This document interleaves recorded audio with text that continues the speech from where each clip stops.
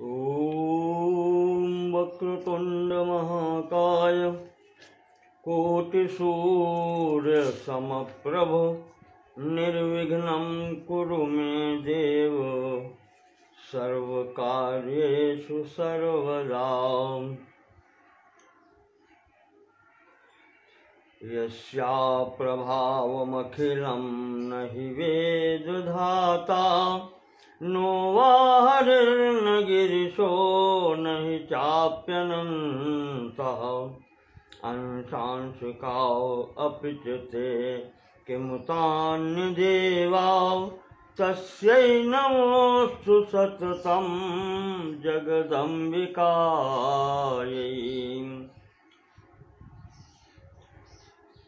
ॐ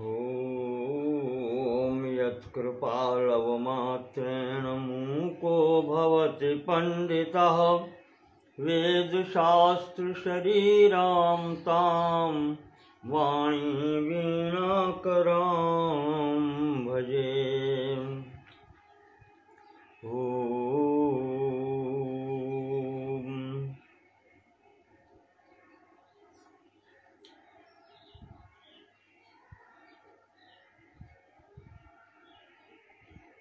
श्रीमद् देवी भागवत के आज के प्रसंग में प्रथम स्कंद के 10वें अध्याय से चलते हैं। कल मैंने आपको बताया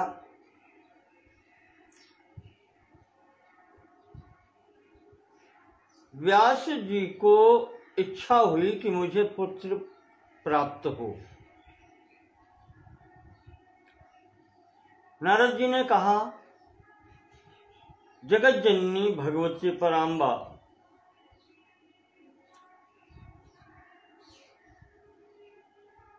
शक्ति स्वरूपा भगवती का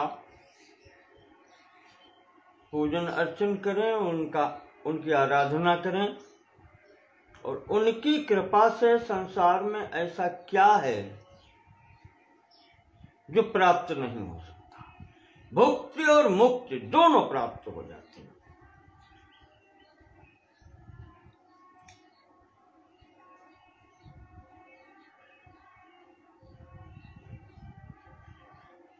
उसी संबंध में ऋषियों ने सूत जी से फिर पुनः पूछा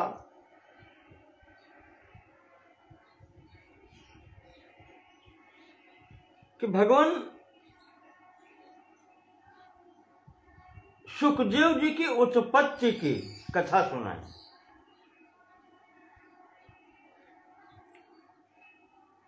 व्यासेन तु तपस्तप्त्वा कथम उत्पादितः शुकः।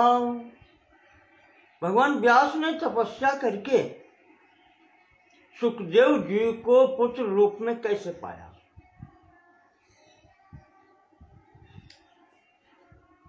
विस्तरं ब्रूहि सकलं यच्छ्रुतं कृष्णतः स्वया। जैसा आपने अपने गुरुदेव जी से सुना है, व्यास जी से विस्तार पूर्वक उसको सुनाए। सूत जी कहते हैं, शौनक जी आपने अच्छा प्रश्न किया है, हम आपको सुनाते हैं।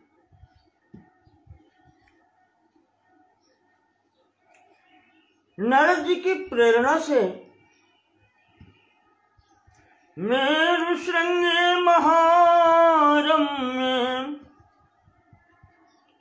व्यासः सत्यवती सुतः।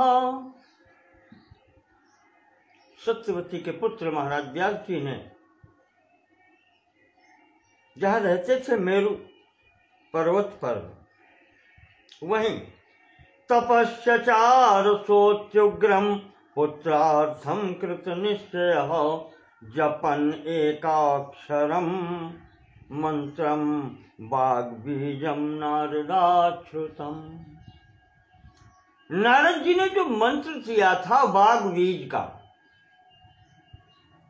बीज मंत्र भगवती का जो दिया था, व्यास जी ने उसी का आश्रय लेकर के एक अक्षर मंत्र का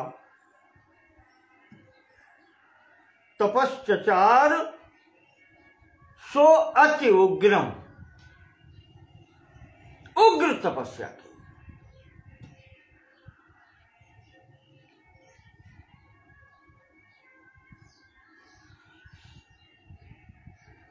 तपस्या करने पर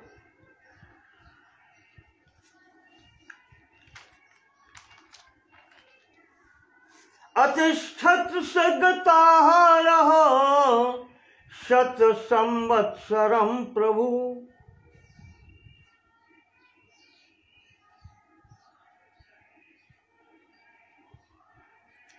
तपस्या जो की है,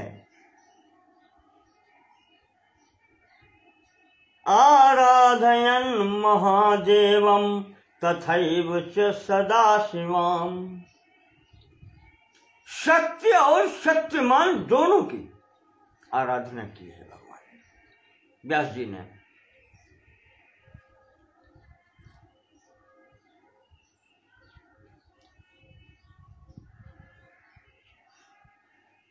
तो दोनों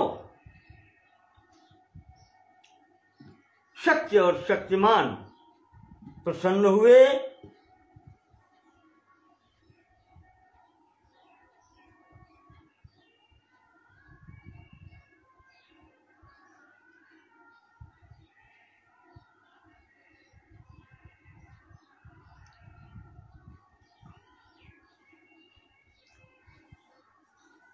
भगवान को प्रसन्न देख करके इंद्र को चिंता हुई।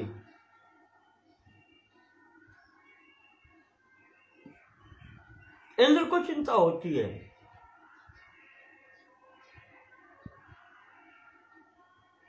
गोस्वामी जी ने जैसे नहीं लिखा, शेर को देख करके कुत्ते को चिंता होती है कि कहीं ये मेरा जो सूखा आहार मैं चाट रहा हूं ये छीन न ले। बिल्कुल ठीक यही स्थिति, वही उन्होंने वहां पर कहा है, सूखा हार ले भाग सठ स्वान निरखे मृगराज कहूं तिम सुरपति न लाज। बिल्कुल ठीक उसी प्रकार से इंद्र को चिंता हुई, हाथ जोड़कर भगवान शंकर के सामने खड़े हो गए। कहा महाराज क्या कर रहे हो, क्या देने जा रहे हो। इंद्र ने जब ये कहा तो भगवान शंकर जी ने कहा कि इंद्र तुम क्यों परेशान हो रहे हो, क्यों कष्ट में हो। पराशरेस्तु पुत्रार्थी, पराशर पुत्र व्यास जो है वो पुत्र की कामना लेकर के तपस्या दुश्चरम, तपस्या कर रहा है, उग्र तपस्या।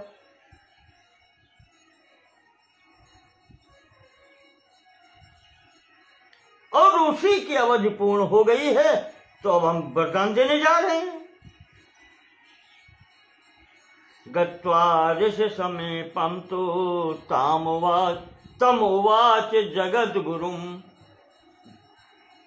गत्वा ऋषि समीपम तो तमुवाच जगद गुरु। इतना इंद्र से कह करके और भगवान शिव व्यास जी के पास पहुंचे, बोले उत्तिष्ठ वासवी पुत्र पुत्रस्ते भविता शुभा। हे वासवी पुत्र, सत्यवती के पुत्र, वासवी भी कहते हैं, वसु पुत्री है, उपरिचर वसु की पुत्री है, इसलिए इसको वासवी भी कहते हैं। वासवी पुत्र व्यास उठो, तुम्हें पुत्र मिलेगा। सर्व तेजोमयो ज्ञानी, संपूर्ण ज्ञान से युक्त मिलेगा। कीर्ति करता तवा न घोर, ऐसा पुत्र होगा जो तुम्हारी कीर्ति को बढ़ाएगा। इस प्रकार से आशीर्वाद दिया।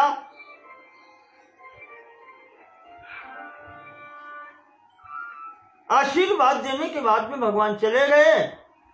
व्यास जी को और क्या चाहिए था? व्यास जी प्रसन्न होकर के अपने जगामाश्रममात्मना आत्मना आश्रम जगाम, वो भी अपने आश्रम पर व्यास जी आ गए।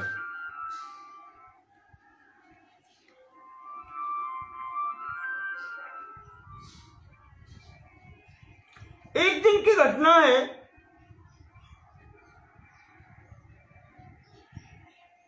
यज्ञ कर रहे थे। यज्ञ के लिए अग्नि उत्पन्न करने के लिए अरण्य मंथन जो किया जाता है वो कर रहे थे। और अरण्य मंथन करते हुए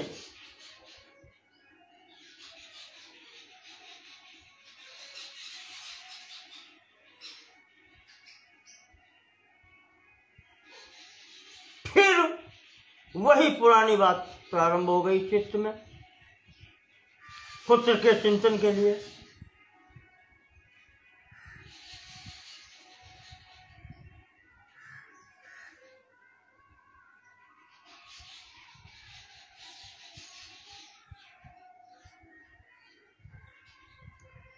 वो जो अरण्य मंथन कर रहे थे, वो जो ऊपर का जो होता है मथानी जैसा, और नीचे एक होता है, लकड़ी के दोनों होते हैं, और ऊपर की कही जाती है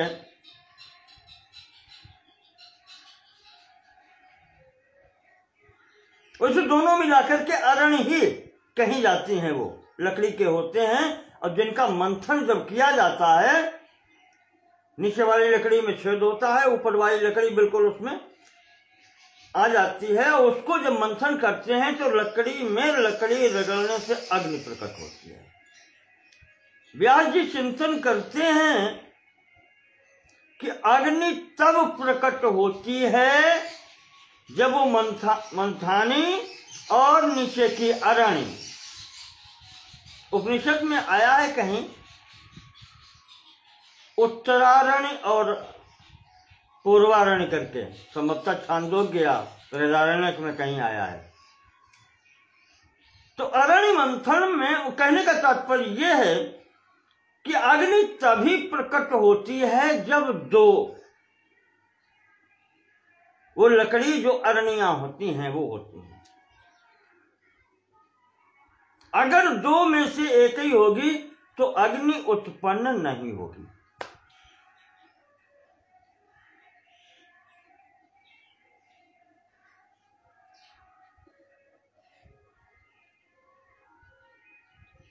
तो पुत्रारण्य स्तुयाख्याता, पुत्र प्राप्त करने के लिए जिस अरण्य की आवश्यकता है, स ममाद्य न विद्यते, वो तो मेरे पास है ही नहीं। क्या नहीं है? पत्नी नहीं है। बिना पत्नी के पुत्र की प्राप्ति कैसे होगी? ये चिंतन चला एकदम।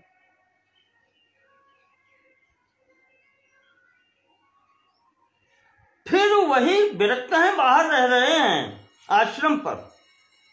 फिर मन में विचार करते हैं कि अगर विवाह करते हैं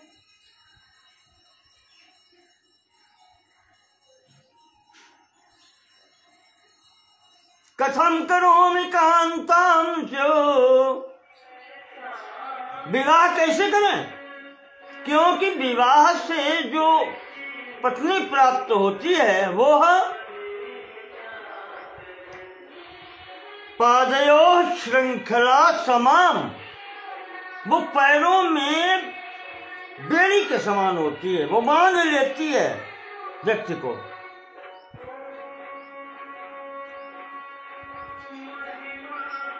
तो इस प्रकार से व्यास जी सोचते हैं कि कैसे करें। फिर विचार करते हैं कि भगवान शंकर भी इसी विधान में बंध गए। सर्वथा विरक्त रहने वाले विरक्त पुरुष विवाह करके फंस गए। शिव पुराण में आया है, भगवान शंकर पर जब दबाव दिया गया सती जी के जाने के बाद में कि महाराज विवाह कर लीजिए, तो उन्होंने वहां पर बहुत विवाह के दोष गिनाए हैं कि मैं अब विवाह नहीं करूंगा, एक बार ही पर्याप्त हो गया। तो संभवतः पार्वती खंड में आया है रुद्र संहिता में, नोचितम ही विधानम वै विवाह करणम नृणाम। शंकर जी ने पहले कहा है कि विवाह करना उचित नहीं है।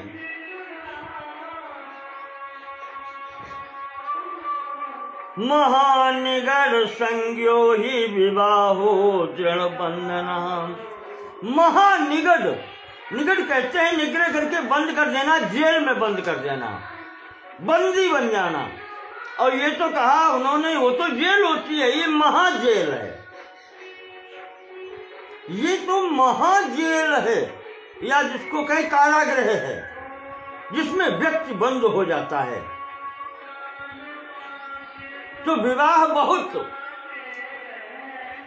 कुसंग, और शंकर जी ने तो कोई कुसंगा बहवो लोके कहा, संसार में कुसंग तो बहुत हैं, पर स्त्री संगस्तो तत्चाधिकम्, लेकिन सबसे बड़ा कुसंग है स्त्री का संग। तो इससे बच के रहना चाहिए। उद्धरेत सकलैर बंधैर,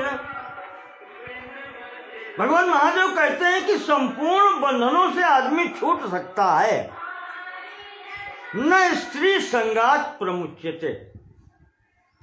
स्त्री के संग से छूटना बहुत मुश्किल होता है, कोई छूट नहीं सकता। तो व्यास जी सोचते हैं कि भगवान शंकर जी ने ये जानते हुए भी, ऐसी स्थिति में रहते हुए भी विवाह कर लिया और आज बंधन में पुनः बंध गए, अब स्वतंत्र नहीं रह गए। तो अब हम कैसे, हम भी बंधन में हो जाएंगे।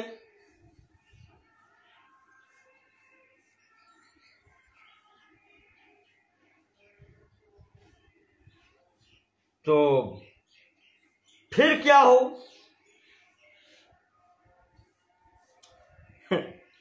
वह कहते हैं, व्यास जी सोच रहे हैं कि सदा बंधन रूपाच स्वेच्छा सुख विधायिनी। स्त्री क्या है, पत्नी क्या है? बंधन की मूर्ति है। स्वेच्छा सुख विधायिनी, ठीक है, सुख देने वाली है, लेकिन होता क्या है? शिवोऽपि वर्तते नित्यम कामिनी पाश संयुतः। भगवान शिव जी भी उस कामिनी के पास में बंध गए नित्यम।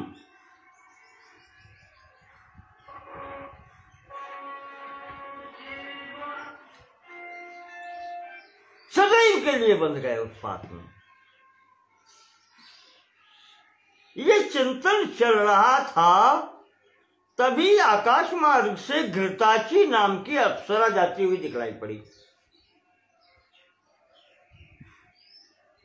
महाराज ने देखा, पहचान लिया और सोचा चलो इसी से निवेदन कर देते हैं। फिर वही एकदम आ गया। ये मन चंचल है ना,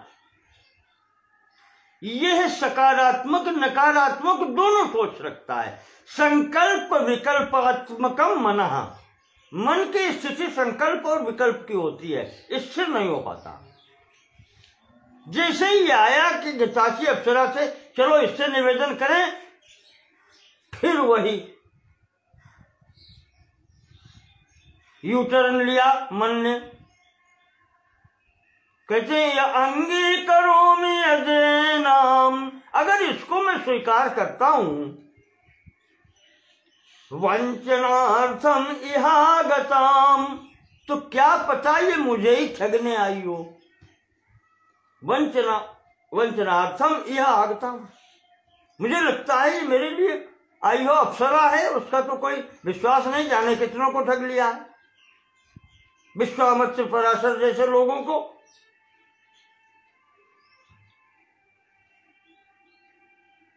हसिष्यन्ति महात्मानस तापसा माम तु विह्वलम, और तब जग हंसाई हो जाएगी मेरी। ये जितने महात्मा हैं, तपस्वी हैं, ये सब मुझको देख के हंसेंगे। क्या कहेंगे कि तपस्तप्त्वा महाघोरम पूर्णम वर्ष शतम त्रिः, ये वही व्यास है जिसने भगवान की भगवती की आराधना सैकड़ों वर्षों तक के लिए की है। इसीलिए दृष्ट्वाप्सराम च विवशः कथम जातो महातपा, ये वो तपस्वी है जो इस प्रकार से अप्सरा को देख करके काम विवश हो गया।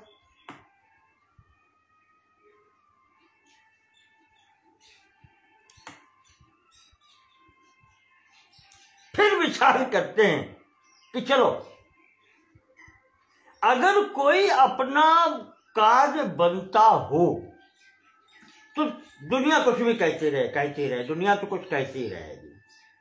कामम निंदा भवतु, होने दो निंदा। यदि स्याद अतुलम सुखम, अगर हमें सुख मिल रहा है, अतुलम सुखम स्याद, अगर मुझे सुख मिल रहा है, करने दो निंदा। गृहस्थाश्रम संभूतम सुखदम पुत्र कामदम स्वर्गदम च तथा प्रोक्तम ज्ञानिनाम मोक्षदम तथा।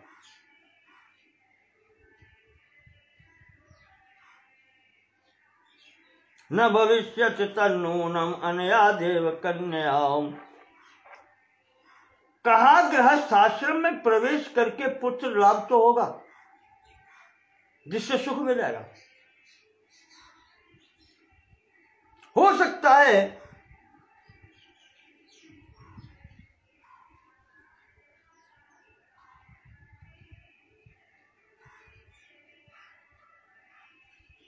मोक्ष न मिले।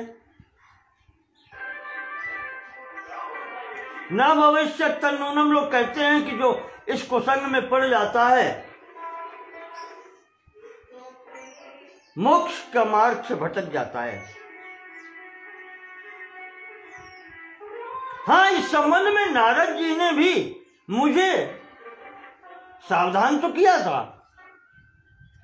पुरूरवा और उर्वशी की कथा सुनाई थी कि कैसे राजा पुरूरवा उर्वशी के प्रभाव में आकर के अपने मार्ग से भटक गए। इस पर शौनक जी ने पुनः प्रश्न कर दिया, कोसौ पुरूरवा राजा। महाराज, ये पुरूरवा कौन है? शौनक जी ने प्रश्न कर दिया सूत जी से कि महाराज, ये पुरूरवा राजा कौन हुए हैं? उर्वशी देव कन्या का, ये देव कन्या उर्वशी कौन थी और इसके कारण राजा ने कष्ट कैसे प्राप्त किया, वो आप हमें बताएं। सूत जी कहते हैं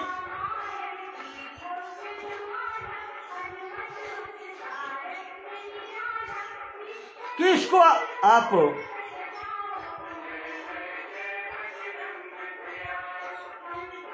इस प्रकार से सुने। पुराना वृत्तांत है, हम आपको संक्षेप में सुनाते हैं। एक बार ब्रह्मा जी ने अत्रि के पुत्र, महर्षि अत्रि के पुत्र चंद्रमा को ब्राह्मणों का राजा नियुक्त किया था। ये प्रसंग यहां से प्रारंभ होता है। तो प्रभुता पाई काहि मद नाही,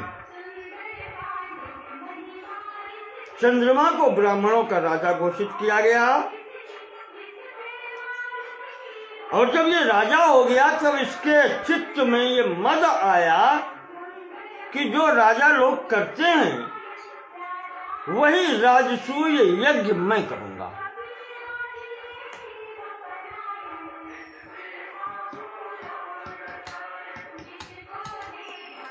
ठीक है, राजा है, कर सकता है। इसने राजसूय यज्ञ का आयोजन किया। सभी देवता आमंत्रित किए गए और देवगुरु बृहस्पति भी वहां सपरिवार सम्मिलित हुए।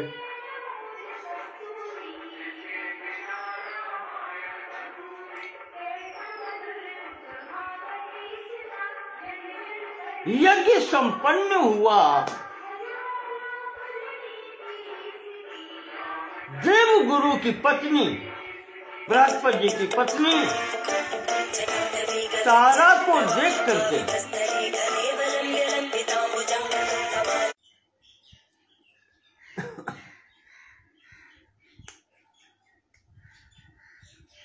देवगुरु बृहस्पति की पत्नी तारा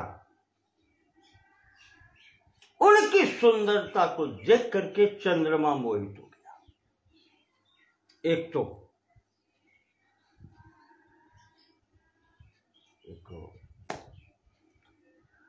नियम है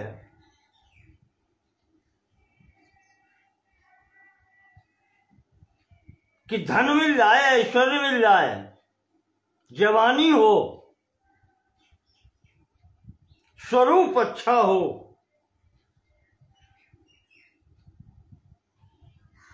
तो मद किसको नहीं होता, किसको नशा नहीं चढ़ जाता।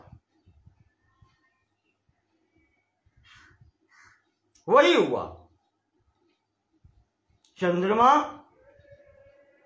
को शक्ति मिली, राजा हो गया, ऐश्वर्य मिला, रूपवान तो है ही, लक्ष्मी जी का भाई है, अत्रि जी के पुत्र हैं।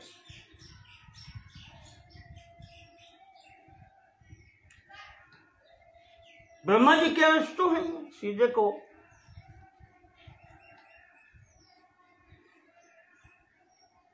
चित्त में ये हो गया।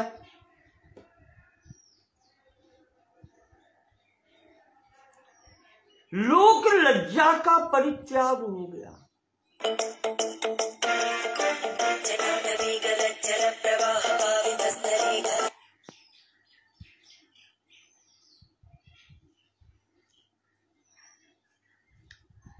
लोक लज्जा का भी स्थिति परित्याग कर दिया। गुरु पत्नी जब गुरु हैं तो क्या इनके गुरु नहीं?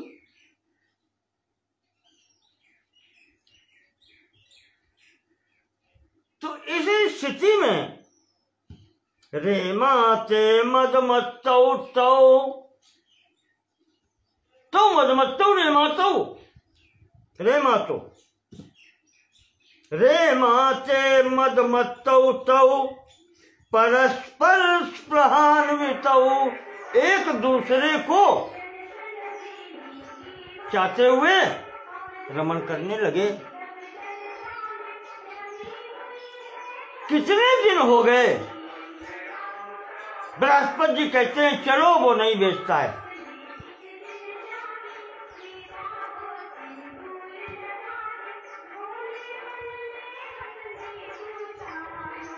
एक दिन थोड़ा क्रोधित हो गए, चंद्रमा से बोले कि इसको भेजो। चंद्रमा ने भी कोई समुचित उत्तर नहीं दिया। तो बृहस्पति जी ने कहा, चंद्रमा मैं देव गुरु हूं,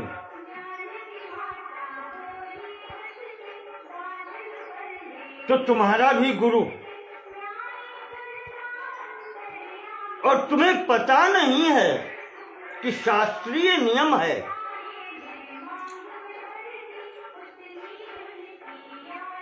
ब्रह्मा है महारीच, ब्रह्म हत्या करने वाला, स्वर्ण की चोरी करने वाला,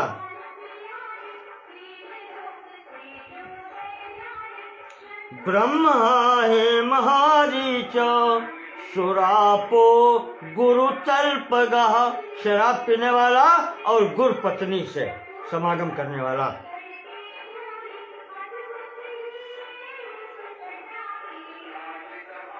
महापातनिको ह्येयम्, महापातकिनो ह्येते तत्संसर्गे च पंचमः। ये महापातकी कहे गए हैं और पांचवा वो जो इनका संसर्ग करता है। चार तो ये हैं ही महापातकी, ब्रह्मचारा, सोने के चोरी करने वाला, हरण करने वाला, शराब पीने वाला, शराब पीने वाला और गुरु पत्नी से समागम करने वाला, ये चार महापातकी हैं और पांचवा वो जो इनका साथ करता है। इसलिए मैं तुम्हारे कल्याण के लिए कहता हूं कि इसको भेजो।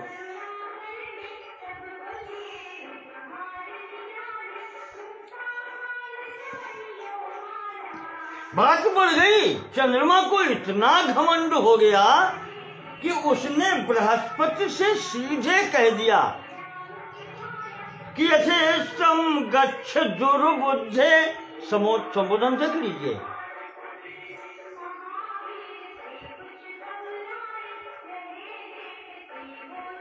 एकैकम मद कारणम, धन संपत्ति, सुंदरता, जवानी, कहते एक एक मद का कारण होता है। यहाँ सब इकट्ठे जहां हो जाएं, वहां की क्या स्थिति है। चंद्रमा ने कह दिया कि दुर्बुद्धि हट जा मेरे सामने से, भाग जा, श्रेष्ठम गच्छ, जहां इच्छा हो वहां जा, ना हम दास्यामि कामिनीम,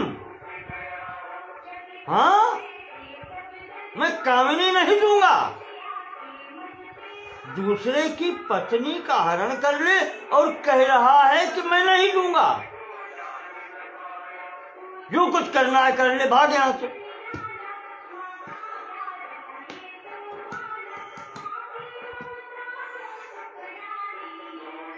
इंद्र आ गए, इंद्र ने समझाया कि तुम क्या कर रहे हो, मैं देवराज हूं, मैं सम्मान करता हूं इनका, और तुम तो ब्राह्मणों के राजा बनाए गए हो, तो तुम ये करोगे। ईश्वर की कृपा से तुम्हारे 27 पत्नियां हैं दक्ष जी की दी हुई,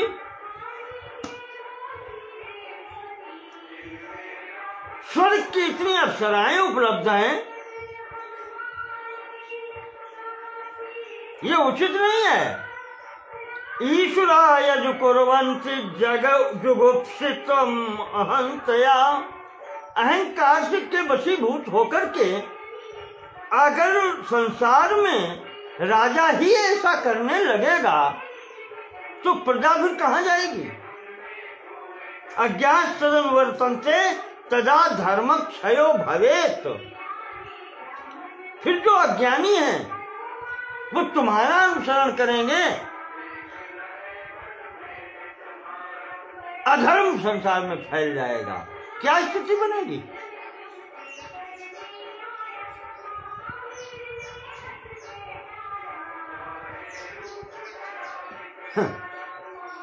उसका चंद्रमा कहता है, इंद्र तुम भी जाओ यहां से, जो करना हो तुम भी करो जा करके,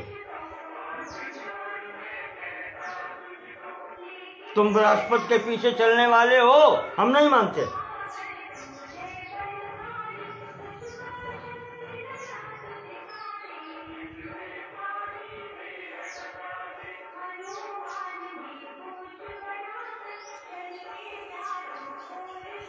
ये जो इंद्र से भी कह दिया न दास्य हम बरारो हम, नहीं दूंगा मैं, ये स्त्री मैं नहीं दूंगा, चाहे जो कुछ करो जाओ। इतना हो गया। अब संपूर्ण देवगण बृहस्पति जी के पक्ष में खड़े हो गए। अवसर अच्छा देखा राक्षसों ने, दैत्यों ने, वो चंद्रमा के पीछे आकर खड़े हो गए शुक्राचार्य सहित। आज अवसर बन गया। अगली जो पार्टी है, अगला जो दल है देव लोगों का, वो दो फाड़ हो गया। शुक्राचार्य जी ने देखा मौका अच्छा है, इन चंद्रमा के पीछे खड़े हो गए। बहुत ठीक, झुकना नहीं, मैं तुम्हारे साथ हूं। यही होता है दो भाइयों की लड़ाई में, यही होता है। तो इस प्रकार से यहां पर जाओ, यहां कोई नहीं, जाओ।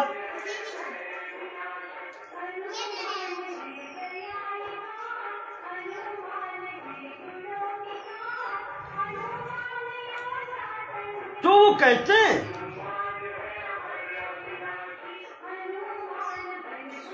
शुक्राचार्य इनके पीछे खड़े हो गए।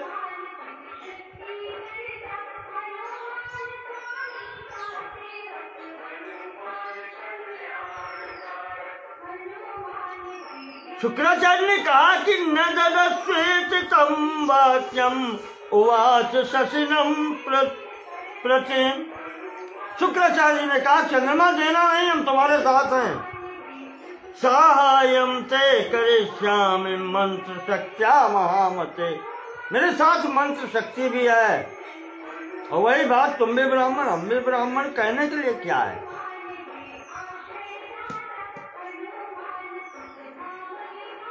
समय है। सूर्य कहते हैं कि शौनक जी युद्ध हो गया दोनों पक्षों में।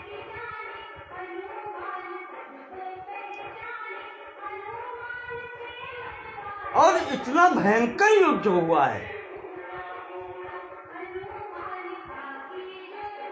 इतिहास में इसको तारकामय संग्राम कहते हैं। मुझे याद आता है महाभारत में ही कहीं आया है कि राजसूय यज्ञ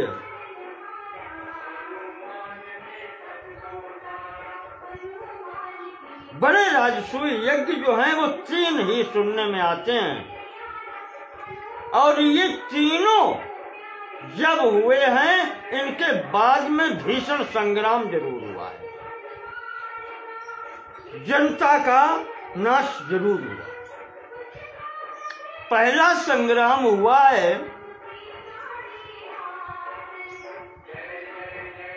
यही कह लें आप, चंद्रमा ने राजसूय यज्ञ की, भयंकर विनाश हुआ। एक तरफ देव पक्ष, एक तरफ दैत्य पक्ष आपस में ही लड़ गए। दूसरा राजा हरिश्चंद्र ने राजसूय यज्ञ किया।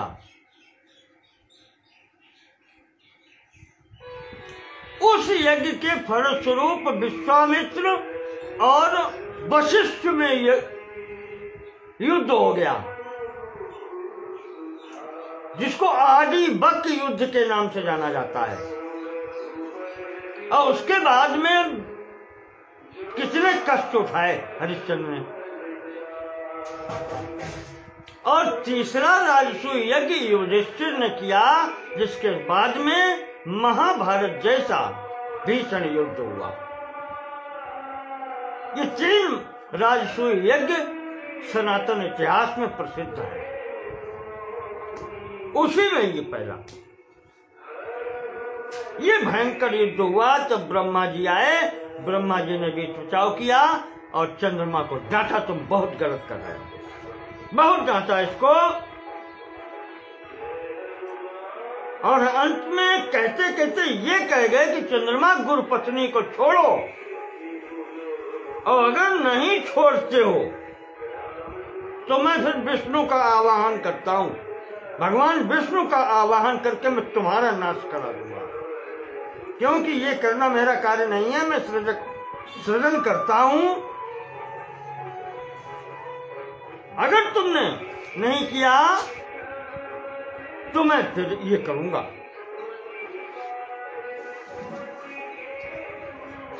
जब ये कहा, अब मामला अधिक बढ़ गया। तब चंद्रमा ने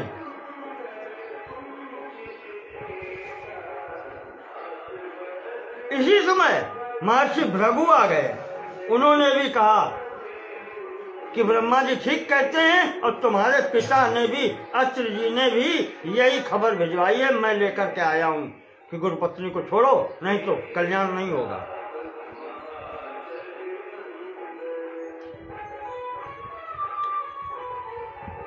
अब चंद्रमा क्या करे, भेजना पड़ा। स्थिति ये बनी कि जब तारा अपने घर पहुंच गई, बृहस्पति पत्नी गर्भवती थी, कुछ समय पश्चात पुत्र उत्पन्न हो गया बृहस्पति के यहां जाकर के।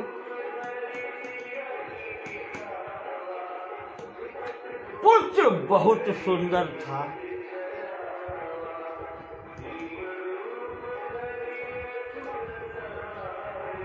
फिर विवाद हो गया। देखें आप, चंद्रमा कहता है कि पुत्र तो मेरा है। इतनी सब बदनामी हो गई, इतना सब अपयश हो गया, फिर भी पुत्र मोह ऐसा कि बृहस्पति जी कहते हैं कि मेरी पत्नी का पुत्र है, मेरा है। फिर विवाद हो गया उसी प्रकार से। अंततः ब्रह्मा जी को आना पड़ा, और ब्रह्मा जी ने बीच में पड़ के बृहस्पति पत्नी तारा से पूछा कि वधू तुम बतलाओ वास्तविकता क्या है। तो लज्जित तारा ने कहा कि पुत्र तो चंद्रमा का है। इस प्रकार से ये पुत्र चंद्रमा को प्राप्त हो गया और इसका नाम बुध रखा गया।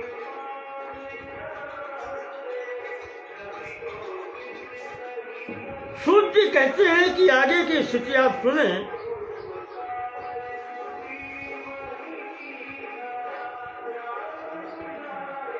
सातवें मनु हुए हैं वैवस्वत मनु, श्राद्ध देव। उनके बड़े पुत्र थे सुद्युम्न। एक बार आखेट के लिए जंगल में गए थे।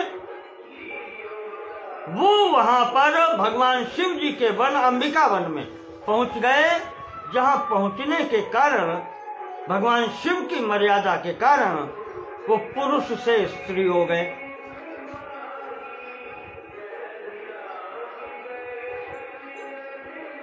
स्त्री हो गए, घोड़ा घोड़ी में परिवर्तित हो गया। ये स्थिति बन गई।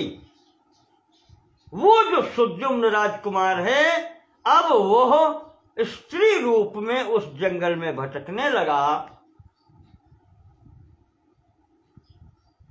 वहीं पर इसकी भेंट इस बुध से हुई, चंद्रमा के पुत्र से बुध से भेंट हुई। बुध पुरुष स्वरूप में पुरुष है और सुद्युम्न ये इला, इसका नाम हुआ स्त्री स्वरूप में। इन दोनों की भेंट हुई, प्रस्ताव रखा, उसने कहा विवाह करोगे। दोनों ने गंधर्व विवाह किया और वहां पर एक संतान की प्राप्ति हुई जिसका नाम हुआ पुरोरवा। ये पुरोरवा है। बुध और स्त्री रूप सुद्युम्न जो हैं इला के स्वरूप में, उनके पुत्र के रूप में ये प्राप्त हुए बालक, इसका नाम था पुरोरवा।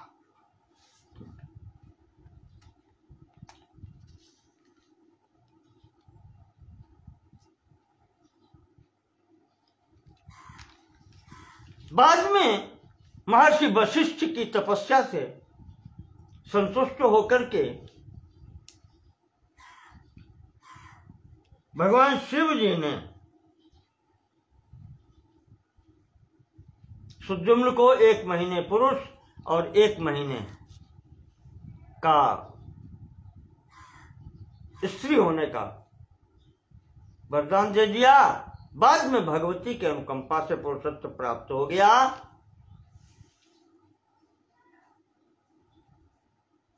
इन्हीं राजा सुद्युम्न ने अंतिम स्थिति में अपने पुत्र पुरुरवा को राज्य दिया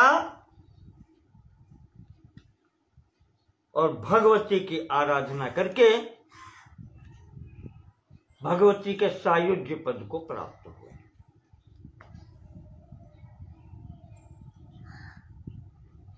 तो सुद्युम्नं तु दिवं याते राज्यं चक्रे पुरुरवा।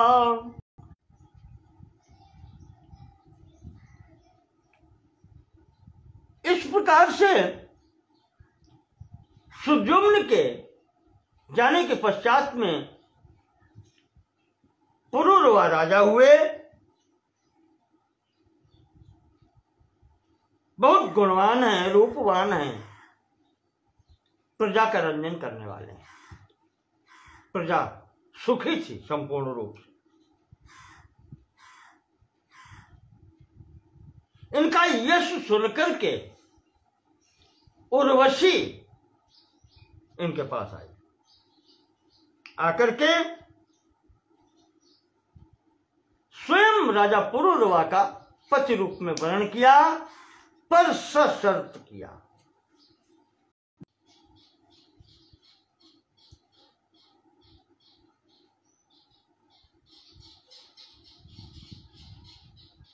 एतौ उरणकौ राजन्यस्तौ रक्षस्व मानदौ। 2 बच्चे ये उरणकौ भेड़ के बच्चे हैं का ये मेरे धरोहर के रूप में है, इनकी रक्षा करें, इन्हें कोई ले न जाए। और घृतम में भक्षणम नित्यम, मैं प्रतिदिन घी का भक्षण करूंगी, अन्य कुछ नहीं खाऊंगी। और मेरी शर्त यह है कि राजन कभी भी मेरे समक्ष नग्न होकर के नहीं आना। ये 3 बातें उसने अपने रखी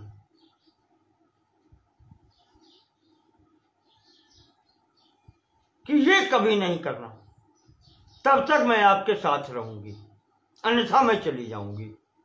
देखें, आप स्वयं वर्ण कर रही है और शर्तें भी रख रही है। ये स्थिति बनी। तो